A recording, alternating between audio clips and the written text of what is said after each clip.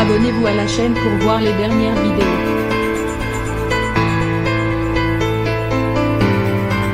L'organisation du Tour de France a annoncé ce jeudi 1er juillet à l'agence de presse Reuters que la plainte déposée contre la spectatrice à l'origine. Le maillot jaune de la supportrice la plus indisciplinée du Tour de France a été décerné ce samedi 26 juin à une jeune femme de 30 ans. Lors de la première étape du Tour de France, une spectatrice a provoqué une violente chute de nombreux cyclistes sur la route.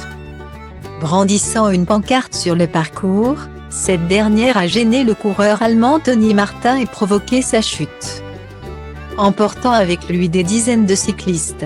L'un des blessés a même dû abandonner le Tour. Asso, la société organisatrice de l'événement, a aussitôt porté plainte contre la contrevenante.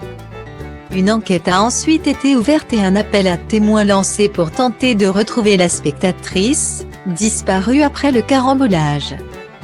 Âgée de 30 ans, la supportrice exaltée a été retrouvée par les gendarmes du Finistère et placée en garde à vue ce mercredi 30 juin pour blessures involontaires avec incapacité n'excédant pas 3 mois par violation manifestement délibérée d'une obligation de sécurité ou de prudence. Ce jeudi 1er juillet, elle était toujours entendue par les gendarmes à Landerneau, Finistère. Elle risquait une amende de 1 500 €, pouvant aller jusqu'à une peine maximale d'1 an d'emprisonnement et 15 000 € en cas de dépôt de plainte. Mais l'organisation du Tour a annoncé abandonner les poursuites contre la jeune femme. Cette histoire prend des proportions folles, insensées. Il faut remettre de l'apaisement, a expliqué Christian Prudhomme, le directeur de la course. Il a aussi déploré un emballement médiatique. La personne gardée à vue et son compagnon ont tous les deux été entendus.